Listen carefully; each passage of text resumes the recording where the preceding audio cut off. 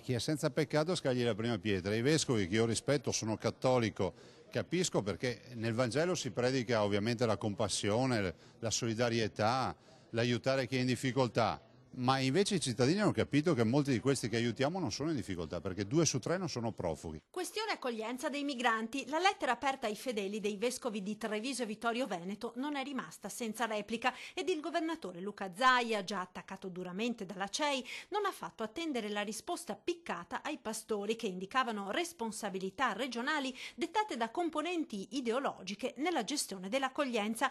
Insomma, una strumentalizzazione politica del tema che avrebbe fatto emergere un'immagine di una Marca inospitale, dura, egoista, che ai vescovi proprio non è piaciuta, tanto da ricordare ai fedeli che l'accoglienza è un dovere cristiano. Pronta la replica tagliente di Zaia.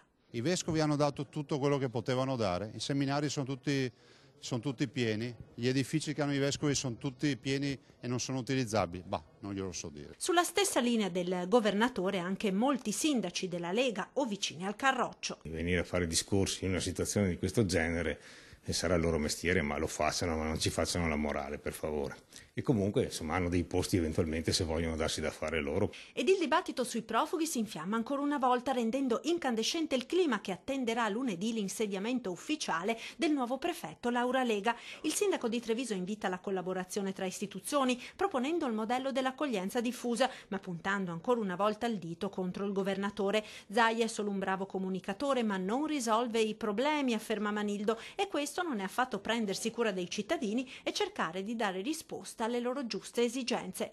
E sulla questione interviene anche il segretario della CISL di Treviso e Belluno, Franco Lorenzon, che invita a riflettere sulle parole dei vescovi, criticando l'atteggiamento di una certa classe dirigente.